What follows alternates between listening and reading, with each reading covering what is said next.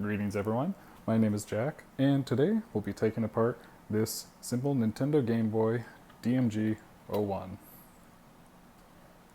Okay, you can see it there a little bit. Sorry, the lighting in here is not the best. Now, this Game Boy I received in a box from Sendico, and Sendico, if you don't know, is kind of like a proxy service that allows you to buy from Yahoo Japan, as well as other Japanese exclusive sites that do auctions. And it's a great service, although it does get a bit annoying when every little thing that comes with it, every little service that they offer is 500 yen. For this video, I actually already disassembled this Game Boy, cleaned it, even tried retrobrighting it for the first time, and that actually worked out pretty well, as you'll see in some of these pictures. Now, it's not a huge difference, but it is a difference nonetheless. It's just I didn't have the hydrogen peroxide formula that's used by other YouTubers like the 8-Bit Guy. Now, this video in no way is sponsored by iFixit, but I do want to give a shout out to them, as well as my friends Kelsey and Peter, who got me this kit for my birthday. It's a fabulous kit for taking apart retro technology.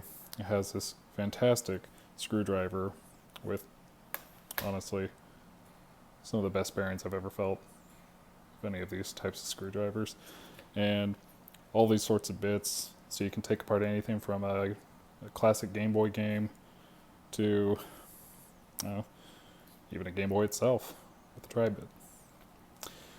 You can even also take apart iPhones if you so desire, which, well, that can sometimes be a difficult task. But anyway, I wanted to shout out to them. Thank you so much for this kit. Without it, I wouldn't have started taking apart all the various consoles I have taken apart, and I really enjoy it. So thank you so much. With that, let's get on to the video.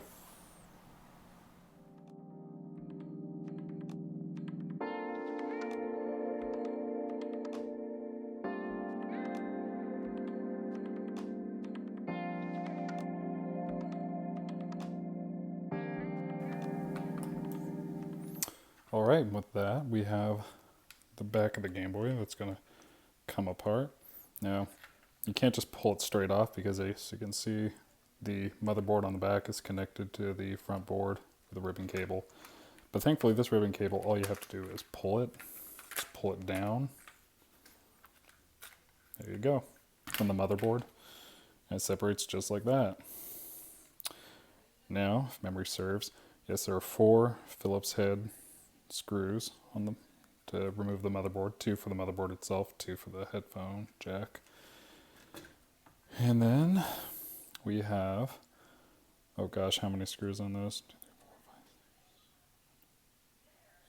6. I think it's like 9 or 10 of these screws on the front screen, which is just a ridiculous number. I think Gunpei Yokoi, who's the designer of the Game Boy, I don't know if he was responsible for making this component necessarily, but I was like, may have not been necessary to have so many screws, but whatever. So in order to disassemble it, all you have to do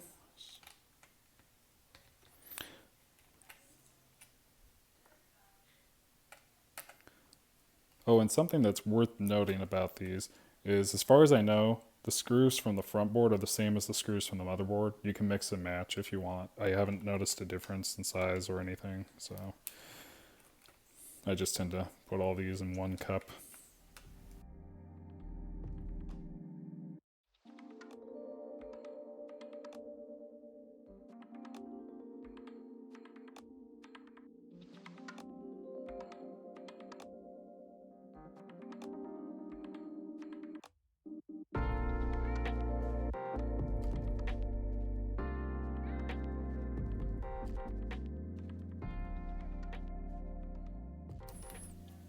So there we go, we have the front board.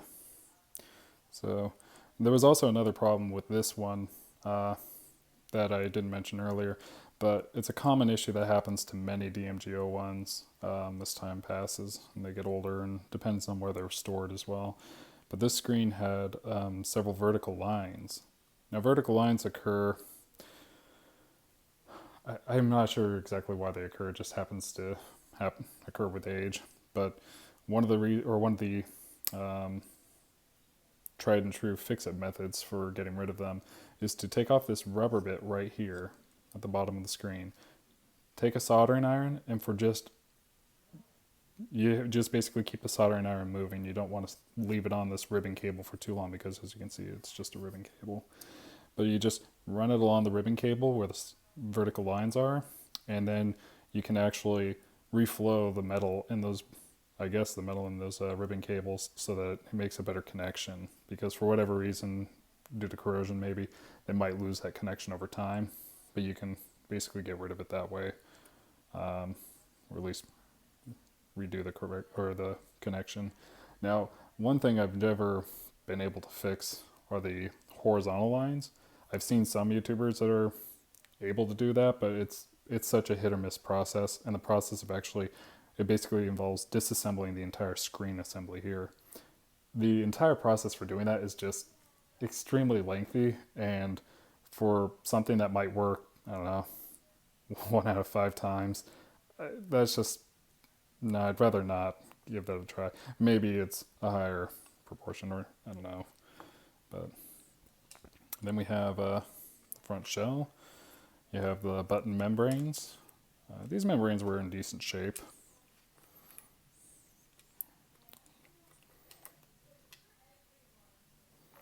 Then you have the cross pad and the A and B buttons. Let's put that right there.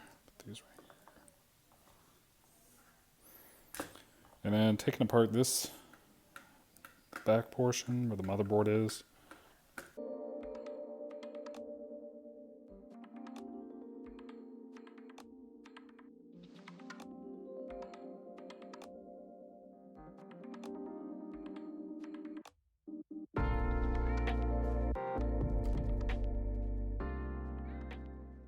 This is the motherboard right here.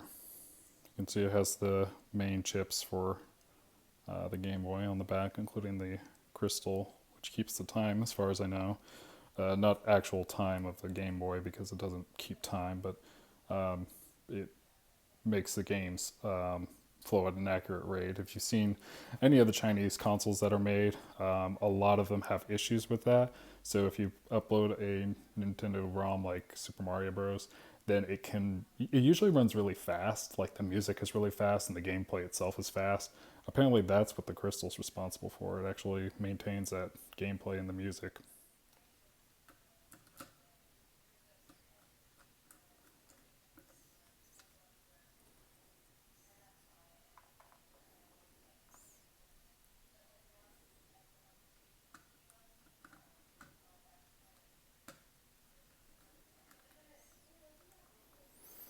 Now, something I think that bears repeating, something I learned, well, I didn't learn it, but I heard it mentioned on the Retro Future from Elliot, and I think it was a very good comment to make, which is when you're screwing back in the screws for Game Boy, the OEM shells that they came with came untapped originally. So when the screws were screwed in, the screws were self-tapping and they actually tapped the holes that they went in.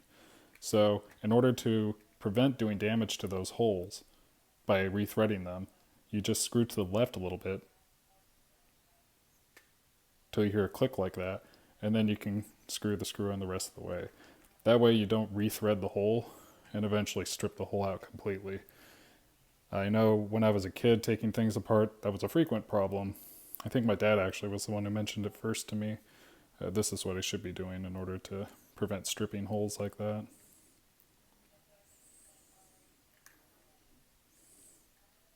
Oops, I was stuck in there at an angle.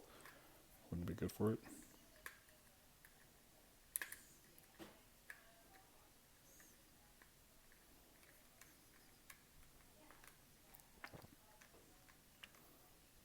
I never try to do it too tight. I mean, I do it tight enough so that everything will sit in there just fine. But if you do it too tight, you can actually damage the holes because they weren't made to be.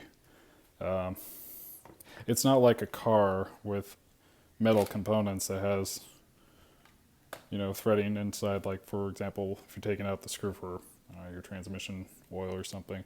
I mean that whole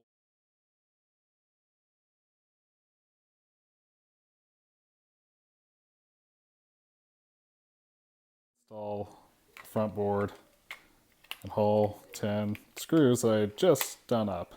Thankfully, through the power of editing, none of you had to watch me screw them all in. Now we can reassemble. So to do that, we need to take this ribbon cable, carefully shove it in, not get it caught on any of those solder points, because that's bad if you do. You could rip a ribbon cable doing that. Okay, and there we go. It's in. Now before you, at least especially for me, before I reattach all the screws on the back, I always like to test it and make sure I haven't forgotten anything. So look at that. Contrast wheel is up really high. There. And it works perfectly. Okay. So now we can get all the screws back in.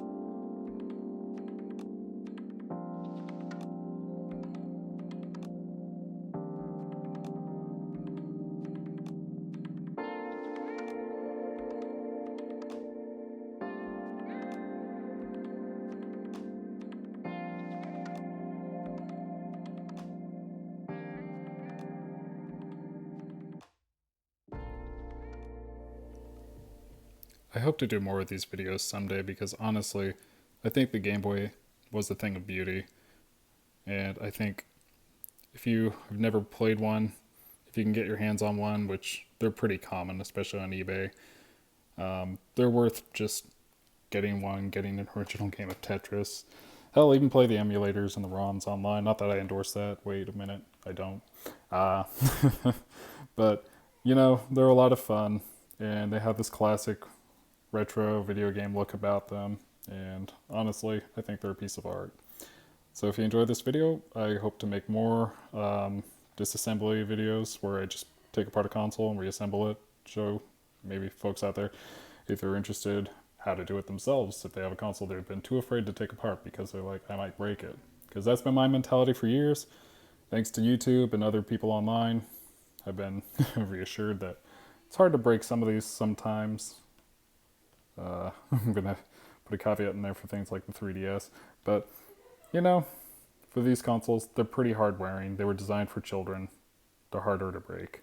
So thank you for watching my video, and might do another Pokemon card opening video soon, at least when the Vivid Voltage pack comes out. But otherwise, be safe out there, guys. COVID-19 is a terrible, terrible thing, and this pandemic is getting to everyone. But you know, stay safe, stay sane during the election, and hope you guys have a good day. See ya.